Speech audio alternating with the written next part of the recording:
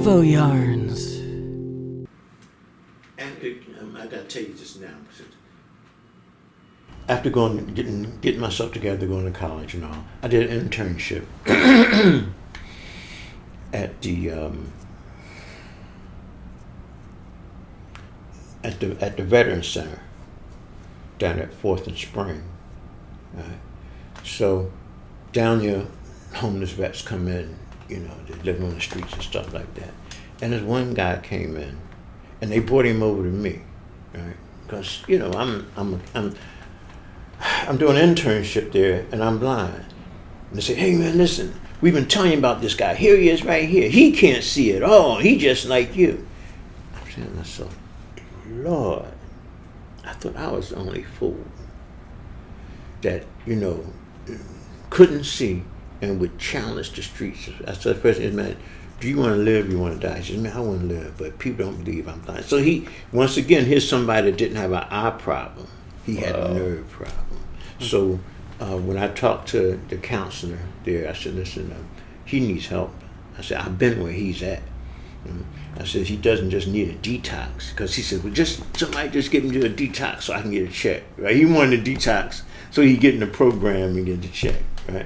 So that he could retox. Yeah. And that hurt me so bad because it brought back everything. I says, man, I says, listen, you really want to live. I says, trust me. He said, man, they done done everything to me out there. And I believe they done everything to me. Yeah, you knew. Right, and I knew. So she made quite a few phone calls, and we got him to Jefferson Hospital, right? And mental health, because in mental health and medical, something like that, where they take care of mental health patients. You have medical issues also, right? I don't know what happened to him, but I did run into somebody just like me out there. It was mind blowing. What's your personal opinion on mental health? When it's like, in a way, if you're at this level of just scraping by, is that a mental health problem too, right? Like, what, do you see a difference there? Where's the overlap?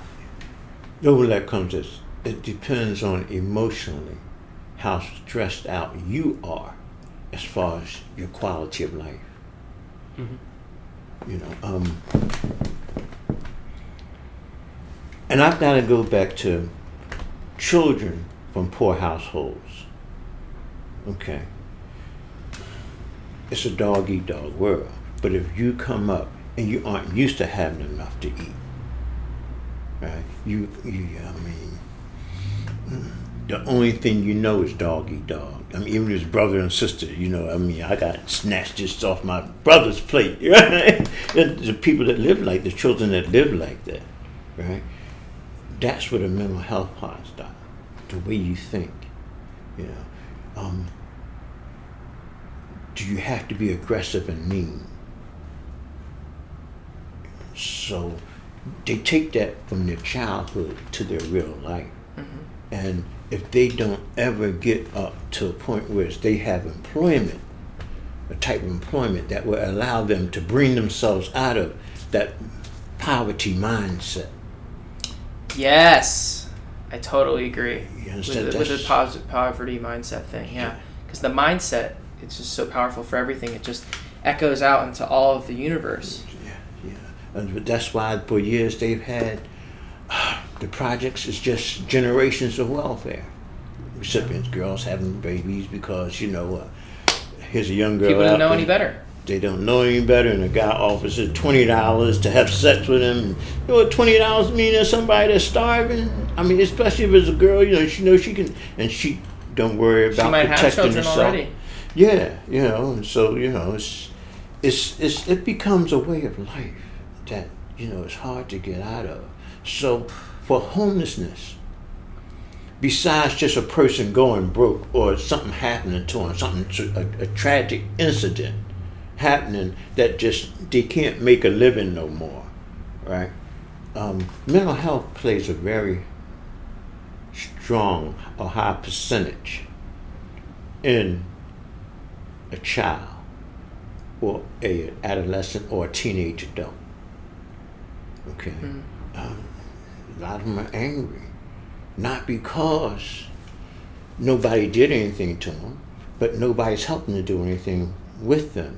Anyhow, it's all a game out there, especially in you're in the part of society that's impoverished.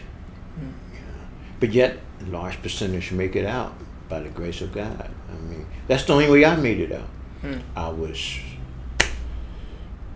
I had come from the state store because somebody gave me some money. It was beginning to snow. It was cold. It was nighttime. And right, you said about snow. Tell us what you said about snow before we started this podcast.